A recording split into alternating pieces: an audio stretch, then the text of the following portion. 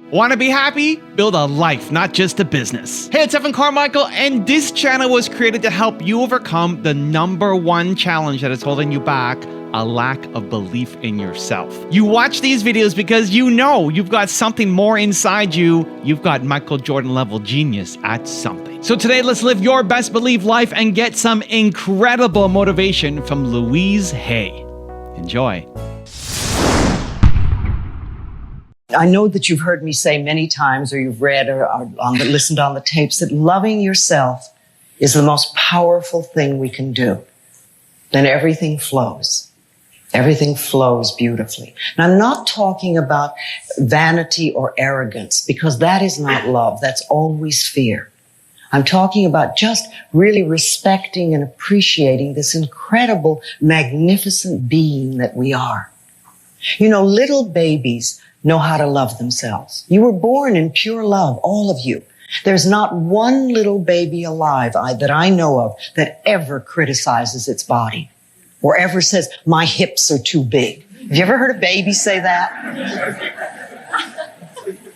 They're just thrilled and delighted that they have a body. And they rejoice in it. And they love themselves. They love their toes. They love everything about themselves. They absolutely adore, they express their feelings. You know, when a baby is happy, you know it. When a baby is angry, the whole neighborhood knows it. They're never scared to let people know how they feel. They live in the moment, and they're filled with courage, and they're wonderful. And we were all like that. Got to remember that you were filled with courage, and you were full of love, and you adored yourself when you were very little. The simple part that most people don't understand is that every thought we think and every word we speak is creating our future. It's as though our thoughts go out into the universe and are accepted and brought back to us as experience. Now, that is a very simple thing, but most people don't get it. They don't understand it. They've never heard it before, and they think it's ridiculous. But if you can really accept the fact that every time you think a thought and every time you speak a word, you are literally painting your future, making your dinner, whatever you want to call it, you are creating. And you're creating your own life. And this is simple, but it's not easy to accept. But once you accept it, then you can start deliberately creating what you want in your life. And you begin to be aware of what you don't want in your life and how you are contributing to it. Now, I think this has been around forever. But for some reason, in the last 20 years, the universe has wanted this to go out among all the people, or all the people that are ready for it. See, most of us just think, and we don't pay any attention to what we're thinking. We're just doing it. But that's something you need to train yourself to do, to begin to train yourself to be aware of what you're thinking. And one of the ways to do that is to periodically say to yourself, what am I thinking? Would I like this thought to create my life? Would I like to have the experience that this thought could bring to me? Now, it takes a while to do that, but even if we could begin on the smallest level to be aware of our thinking, we can start to make changes. I think that everything you think and everything you speak goes out from you into the universe and comes back to you multiplied. It's almost as though the universe is listening to everything you say and everything you think and saying, oh, that's what they want. But most of the time, we are talking very negatively about ourselves. We talk about how awful we are. We're not good enough. We can't get this. We can't get that. How can the universe bring you anything good if that's the way you're talking? Also, if you want to have more self-confidence and self-belief, I've created a special free program called 254, because the science says that it takes up to 254 days of consecutive action to build a habit. So what I'm going to do is send you an unlisted video to your email every day for 254 days for free to help your confidence and self-belief shift forward. The link to join is in the description below. I think that everything you think and everything you speak goes out from you into the universe and comes back to you multiplied. Loving yourself is the most powerful thing we can do.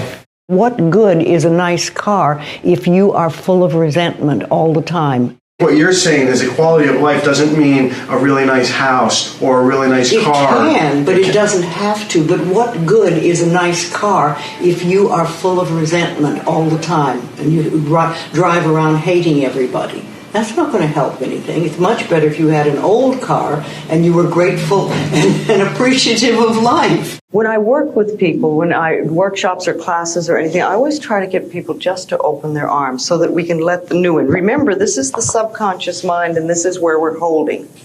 So this is saying nothing new will get in. So I always like to feel that I'm open and receptive to new ideas, and I'm willing to learn, and I'm willing to change, and I'm willing to grow. And sometimes I don't want to, and sometimes it hits areas that I don't really care to change at the moment. And, that's always an area that I know is important for me to work on. To me, I think enlightenment is letting go of all the things we believe that are not benefiting us in life, or that are barriers to our life, to the good things in life, and to release them one by one and to think, I don't have to believe that anymore, or do I want to believe that anymore? And making a conscious choice. When we can understand that every single thing we believe has been a choice, and it may or may not be true. It can be true for you and not for you, because it's your belief system and your belief system, and then I have my belief system. I say a lot, that may be true for you, it's not true for me. I may not say that out loud, but people are doing things or saying things, and I think that to myself a lot. And also, it has nothing to do with me. Whatever's going, that has nothing to do with me, because I'm under the law of my own consciousness. This is my pathway, and you have your pathway, you have yours, everybody does. So we're all on a journey, and I think the more conscientious we are about it and the more conscious choices we make, the better our journey is, or the easier, or the swifter, or we get more goodies, or we have better health. I think that's important, because we do have a tendency in this society to just want to be fixed, right? Yes, to have, and that's it. And that's it. When I get over this problem, this will be it. I'll never have to deal with anything again. Well, a lot of us just want to stop when we hit a safe place. Yeah. I mean, you've got a bit of money, you've got some nice friends, you have a good house to live in, you're okay, and you think, all right, that's fine, I'm not going to touch anything else.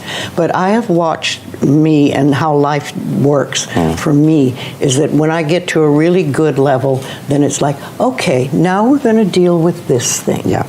And there's another thing. Yeah. And I've learned to just say, okay, what do I do? Yeah. Instead of leave me alone, don't talk to me about that. I say thank you many, many, many times of the day, often not to anyone else. I just, oh, thank you, that's so wonderful, thank you.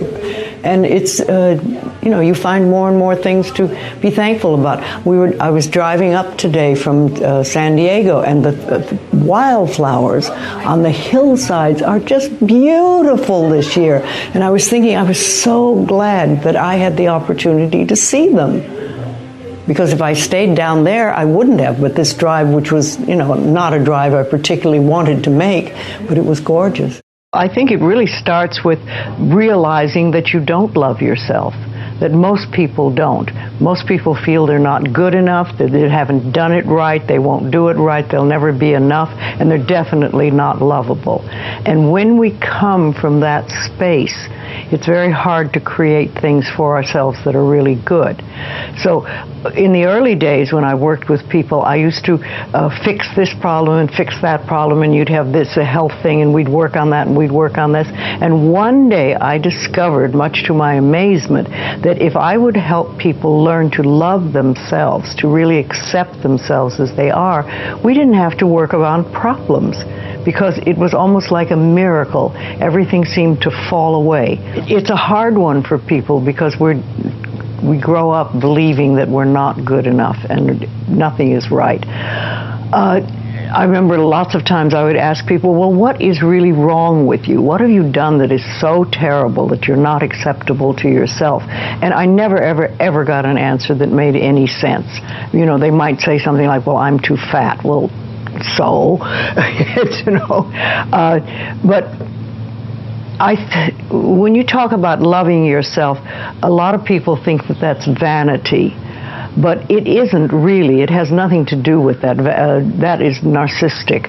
But to really care for you and to acknowledge that you are an important being. It's almost like in the Bible they would say, you recognize that you are a child of God, that therefore you are perfect. But even if you're not a biblical person, if you can recognize that you are a being that has self-worth, if you can really recognize your own worth, then you start to treat yourself differently. And I think that's what's so very important about loving yourself, is you stop beating yourself up, you stop making yourself wrong, you stop talking about how awful you are, and you stop saying things like, I'm really stupid and stuff, and you start to treat yourself with a certain amount of respect. And this makes an enormous difference, because what you give out in life is what comes back to you.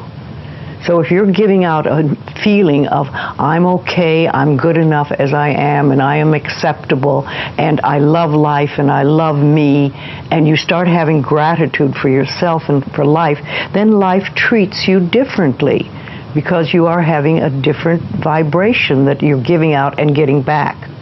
And that's when things really start to flow.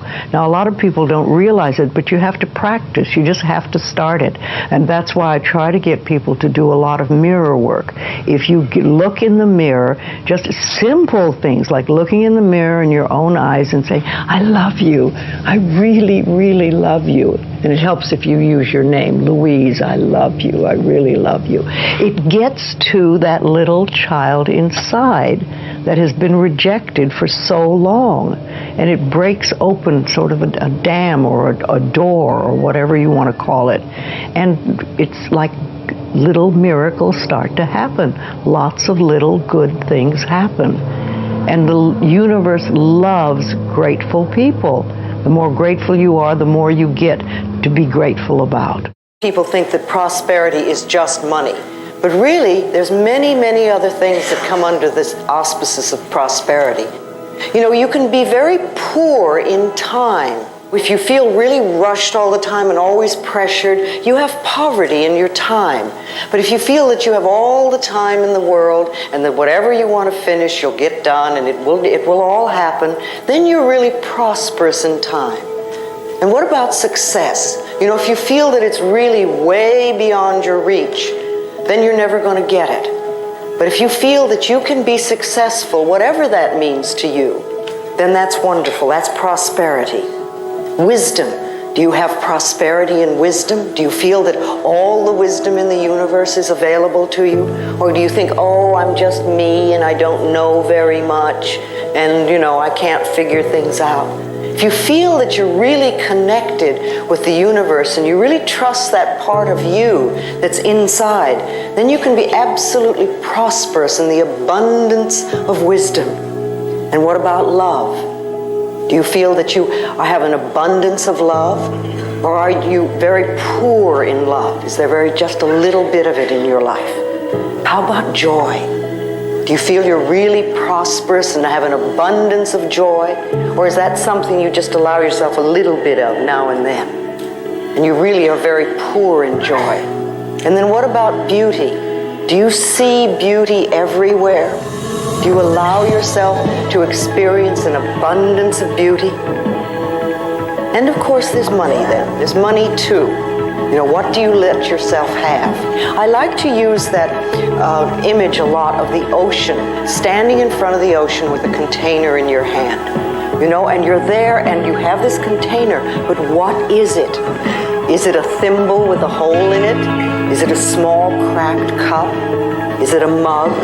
Is it a vase? But no matter how much you have, whatever your container it is, and no matter how much you're taking from the ocean of life, and even though we're all standing there, we're not robbing each other, and there's plenty for everyone, and no matter how much we take, there is no way we're going to run that ocean dry. It's absolutely impossible. And if you can see yourself standing at the ocean of life in the same way, And remember, the container that you have is your consciousness. And you can always change your consciousness. And it doesn't matter if you came from poverty. It doesn't matter where you came from. And it doesn't even matter what your parents' beliefs were. Because it's your consciousness and what you're choosing to think and believe about prosperity and your ability to deserve it is what's going to create it for you. A lot of people say, I don't want to look at the past. My childhood was miserable, and I never want to think about it again. Well, then it's very important that you start forgiving. Because forgiveness sort of wipes the slate clean so that other things can come in. Yeah. Well, the tapping setup phrase, right, is even though I have whatever the problem is, I love and forgive myself. I accept myself. I love and adore myself, or I love and approve of myself. Yeah. Yes. Right off. That's to me like the mirror work that I do, or have people do also, is to look in the mirror and look into your own eyes and start with something really simple but difficult, like I love you, I really, really love you. And most people can't do that at all because it's just too painful. They have all these messages back here that says you're no good and you can't be, and besides your makeup isn't on right, or you forgot to shave today or something, you know. But once you can do that, if you do it over and over again for a while, it's like you connect on a different level with that inner child who's been waiting for years and years and years for you to acknowledge it. And something happens, and I couldn't tell you what it is, but I have learned that the people who do their affirmations in front of a mirror make much quicker progress than other people. It's just, it pushes through. When life calls us, that's when we have to answer. People say, how did you do everything that you did? Well, I answered the telephone and opened the mail and did what was in front of me. And then life would give me something else to do and something else to do.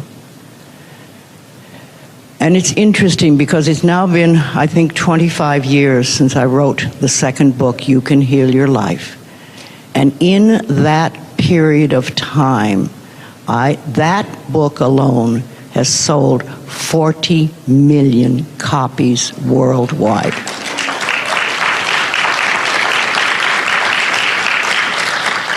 And I've always felt that I didn't do anything to promote it at all. It's just life took over, and life said, this book is going to go to this country, and this book is going to go to this country, and go to this country.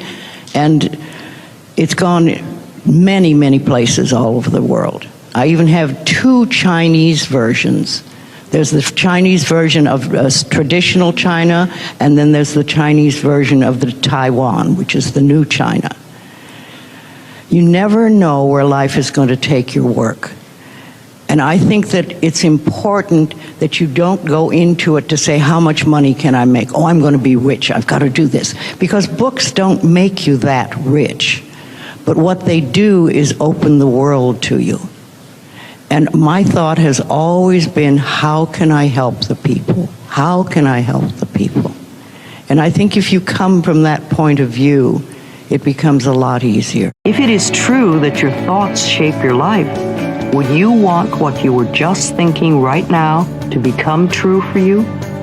If it's a thought of worry or anger or hurt or revenge or fear, how do you think this thought will come back to you?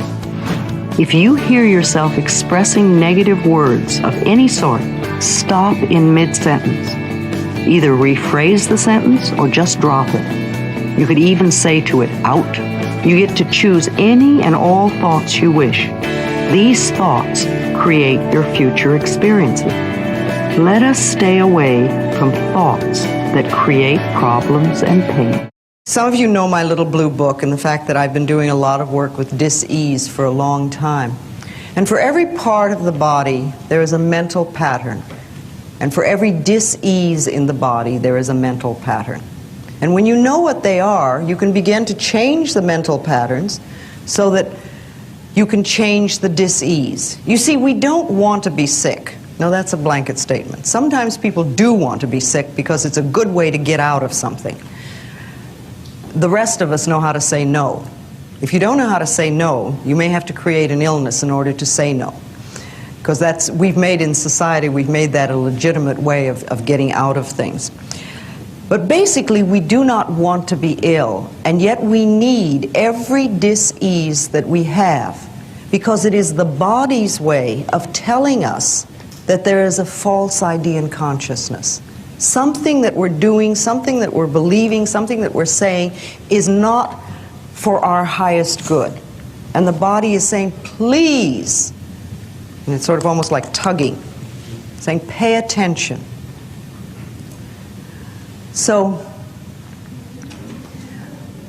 when we know what these patterns are, it gives us, again, a choice of whether we wish to do something about it or not. There are lots of things you can do to help you become more conscious of what is going on. And because so many of our belief systems really are unconscious or subconscious, we're not aware of them. They're just things that were bred into us as we were children, is to take a little time to figure out what they are.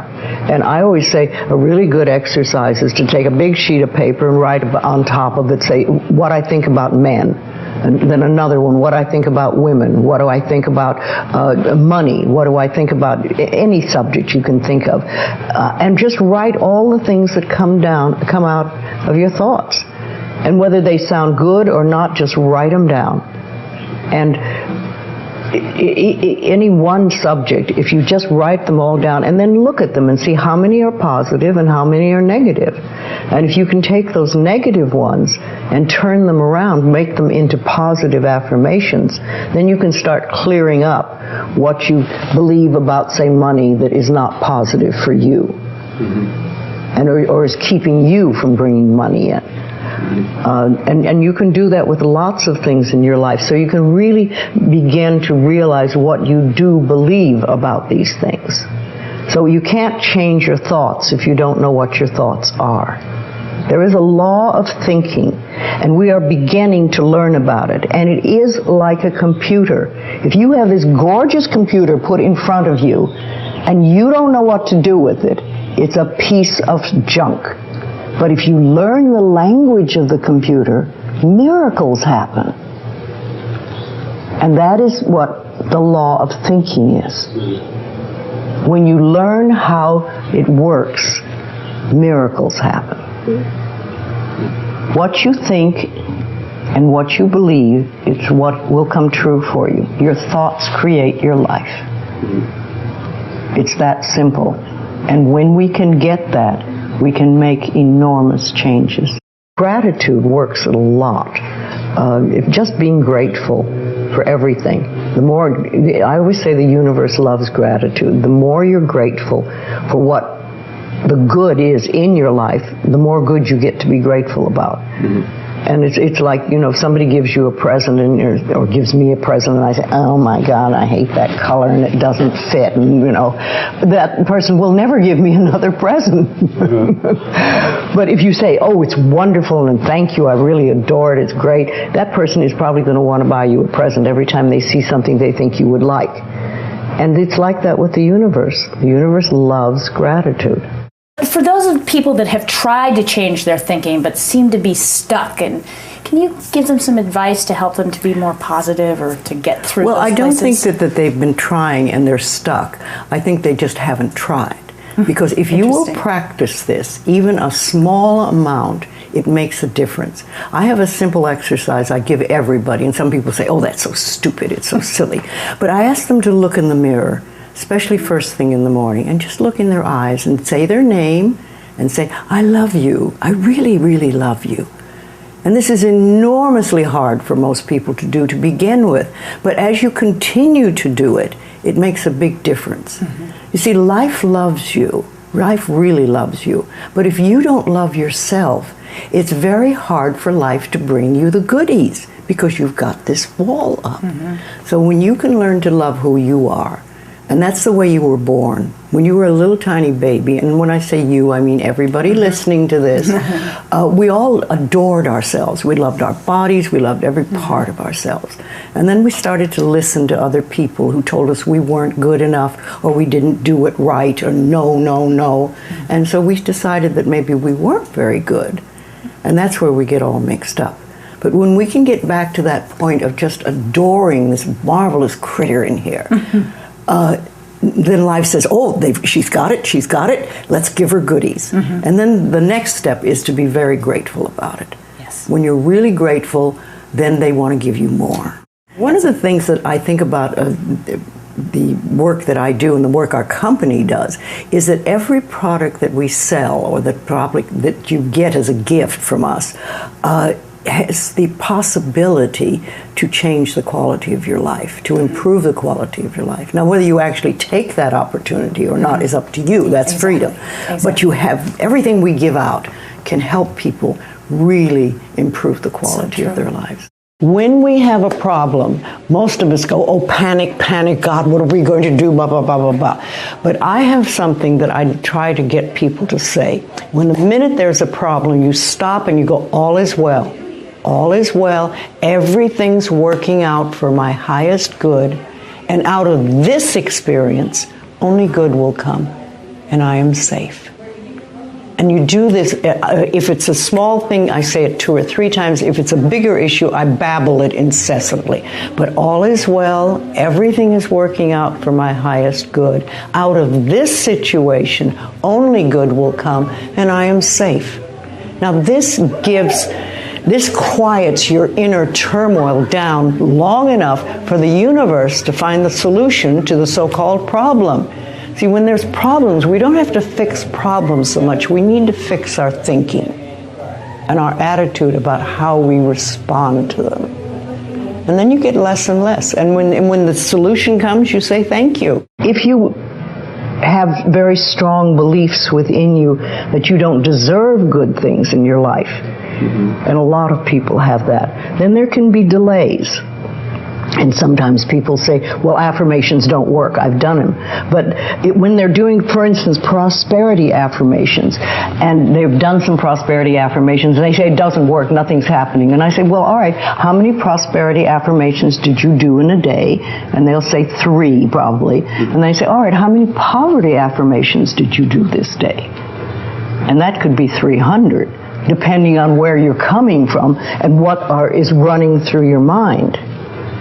See, I have this, one of my thoughts about life is that only good lies before me. And I have been saying this for many years. So it doesn't really matter to me what happens in life, because I know it's going to be good. Remember, little tiny babies, when they're born, they absolutely adore themselves. And they're totally open, and they're full of love. They express themselves freely. They ask for what they want. They love their bodies from the top of the toe to the top of their head to the tip of their toes, and every point in between, including their own feces, which they'll gladly rub all over their bodies, because nobody's taught them guilt and shame. They know how wonderful they are. And then somewhere along the line, we get this idea that we're not good enough. And we start putting our tape measures around our waistline to tell us if we're acceptable. Or we read magazines that say we have to be a certain height or a certain weight before we're acceptable. Or we listen to the media that says we have to use a certain deodorant before we're acceptable. You know, it just doesn't make sense. We are absolutely divine, magnificent expressions of life, all of us. And like when we were in the circle looking at each other, each face is another unique expression of God. And we're not supposed to be alike. Since time began on this planet, there have not been 2 snowflakes alike. And there's certainly not been 2 people alike. And we're always trying to be like everybody else so we're acceptable. Our uniqueness is what makes us wonderful. So we want to love that and cherish it and acknowledge it. You see, if we really believe in our uniqueness and the wonder of each being, then there is no competition and no comparison. There can't be. We're just different, and we're meant to be different, and that's wonderful. I think we all get certain ahas,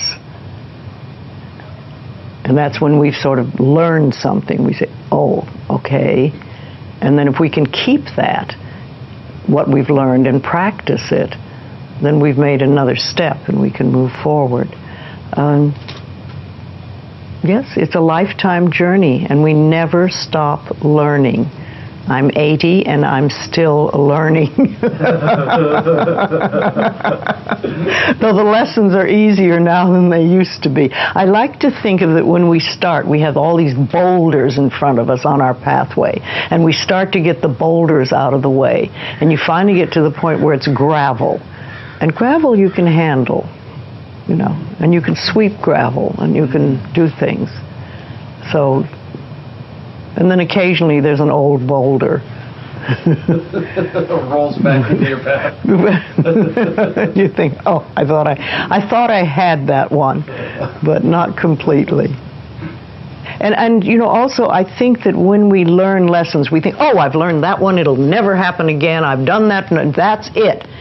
Well, how do you know you've done it unless it comes by once more and see how you react? Have you really learned it? Is it really nothing for you? Have you gone beyond that? Or are you going to go right back into the same old reaction? See, we're never wrong. That's what we need to learn that. We're always doing the best we can with the understanding and awareness and knowledge we have at that moment. If you're in a job you don't like, if you're in a relationship you don't like, if you're in a house you don't like, and you want something new, begin to bless with love. Interesting. Bless with love where you are. And know that you're releasing your current situation with love. If it's a job, release it with love to the next person who will be delighted to have it. If it's an apartment, do the same thing. If it's a relationship, release that person with love to happiness which is meaningful to them. And that leaves you free to create and accept happiness that is meaningful to you. Stop scaring yourself. How often do you terrorize yourself with your own thoughts? You get into absolute terror, and it's only coming from your thoughts. Nobody out there is doing a thing. Sometimes it's an old family pattern, sometimes we get new things. I would like people, when you have time, to make a list of your fears. Make a list of your fears, and then give yourself the opportunity to turn each fear into a positive affirmation. Turn each one into something positive. And remember, always you are in charge. You are always in charge. See, one idle thought doesn't make a whole lot of difference. Thoughts are like drops of water. You drop a drop of water and it doesn't mean much. But if you keep dropping and keep dropping, you get a puddle on the floor, and then you can get a little pond and a lake, and finally you can create an ocean. And with our own thoughts, we can drown in a sea of negativity, or we can float on the ocean of life. And it's up to us. The thoughts we think accumulate. And what sort of puddles are you standing in? Or are you up to here? Or are you up to here and trying to paddle? You know, what are you doing to yourself? When we're willing to change our thinking, we can change our experiences. And it doesn't matter if you've got a big puddle of negative thoughts. You know, you can move over here and create a puddle of mindfulness, positive thoughts. You can make changes, always. So you want to turn those fear thoughts into positive affirmations. Let them work for you. See, I have a thing, when I was seeing people, that I got to the point where I would not see anyone who did not make their own appointment. I have found occasionally people have sent people to me as a present. Oh, you must go see Louise. Here, I'll give it to you as a present. Every one of those has turned out to be a disaster. Half the time the people didn't turn up. When they did turn up, they weren't really interested. When they seemed to be interested, they never went away and did anything, or if they did, it was a little bit, and they never came back. We have to be ready to do it ourselves. Remember, each person has come to this planet to learn a lesson. You have your lessons, you have your lessons, I have my lessons, you have your lessons. They're all different. We cannot learn the other person's lessons. We are not here to change other people. We are here to change ourselves. That is what we've come to the planet for, to change ourselves. If we try to do it for someone else, or learn their lesson, or make it nice, they don't get to learn it. And even if we fix it, isn't it amazing how they turn around and recreate it again?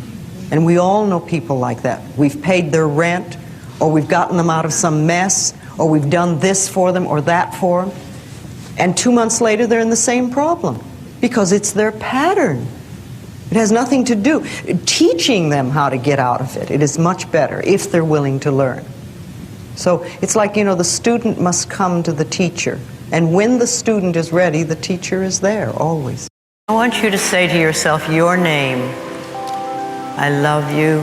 I really, really love you. I love you. I really, really love you. It's a new thing. You probably haven't done it before. But what we're really trying to do is to connect with the inner child within, who has been neglected for so very long. Most of us, when we look in a mirror, we criticize ourselves, we make fun of ourselves, we say derogatory things to ourselves. It's a habit.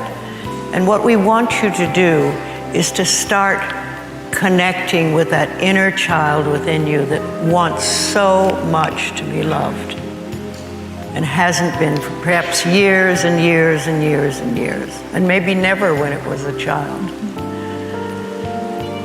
I know this is a tough one to stay, but if it's too tough to start with, you can start with something like, Louise, I'm willing to learn to like you. Not quite so threatening. So I want you to, this is something I want you to do a lot. First thing in the morning, I want you to get in the habit of having your little mirror with you, whipping it out at any time, or any time you pass a mirror, say something nice to yourself. I will look at myself and say, you look fantastic, kid. And sometimes I'll say, you know, you may not be as tight and taut as you used to be, but you're fabulous. You're absolutely wonderful. We want to be our own cheerleader. We want the things that we say to ourselves support us and love us and make us feel good or make us feel silly. You know, you're a hot potato. And it's not only just saying you love yourself, but do your affirmations in front of a mirror. Do forgiveness in front of a mirror. If you have somebody you need to forgive, do it in front of a mirror. And get yourself if you have a big mirror, sit down in front of it, because you won't run away. You can't. It's too hard to get up. And you can sit there and you can cry, but you'll go through it, whatever it is, and it'll be fast. The mirror, as small as this may be, can really help you connect with yourself. We're looking in the mirror and saying, how can I make you happy? What can I do to make you happy today? Now I've got a special bonus clip that I think you're going to enjoy. But before that, it's time for the question of the day. I want to know, what was your single biggest takeaway from this video and your plan of action for the next week? When you watch a video and you just get motivated, the sign says you have a 35% chance of actually following through. That's not good enough, Believe Nation. We got to take action. But when you get motivated and then you create a specific plan of action for when and how you're going to do it, your number jumps from 35% to 91% chance of following through. And when you commit to somebody else, like posting down here in the comments below, that number jumps to 95%. I want to know your single biggest takeaway from this video and your plan of action for the next week. Put it down in the comments below so you can follow through and I can celebrate you. Every single thought we have or every sentence we speak is an affirmation. And it's either positive or negative. And it's going out from us and it's creating our experiences. However, when we talk about doing affirmations, what we're talking about is making definite positive statements to create something in our life or to remove something in our life. You see, if you stand there and say, I don't want this job, or I don't want this relationship, or I don't want these hips, or I don't want whatever, that does not get you what you want. That's what I call fighting the negative. And it doesn't do anything but keep what you have that you say you don't want. However, if you start saying and doing affirmations that I have a wonderful new job, or I have this most absolutely marvelous relationship, then you're beginning to create what it is you do want. Affirmations are like planting seeds. And if you think for a moment, when you put a seed in the ground, you do not get instant tomato plant or instant strawberries or instant oak tree. That seed goes in the ground and it has to germinate. That's the first thing, which means it breaks open its little shell and little roots begin to go down. And it gets nourishment from the earth. And only then does the first little shoot come up through the ground. Now, when we're doing affirmations, too often people say, well, that isn't $1 million, and they stomp on that first little shoot. They don't give it a chance to grow. Doing affirmations is like planting a seed in the ground, and watering it is like repeating your affirmations. And you just keep doing them, and you keep doing them, and you keep doing them. And it doesn't matter whether you see the results or you don't see the results. And sometimes it just takes time. And too many people will do affirmations for 2 or 3 days and say, see, it doesn't work. You know, if everything happens in the perfect time-space sequence, and we want to trust that and we want to know that. So if you begin to do affirmations for yourself, and I think it's important that we do that on a daily basis, decide what you want and begin to do positive statements in present tense for what you want. You never want to say, I will have or I'm going to have, because if you do that, it keeps it in the future. And remember, if you say, I have a wonderful new apartment and you're living in a dump, it doesn't mean that this is not a true statement. It means you are planting the seed that will germinate and grow and become the new apartment. So you just keep doing it, no matter where you are. If you want some incredible Mel Robbins motivation, check out the video right there next to me. I think you'll enjoy it. Continue to believe, and I'll see you there. At some point, you're going to have the courage. At some point, you're going to have the confidence. And it's total frankly. Are we allowed to swear on this show? Okay. It's complete garbage. And so there are so many people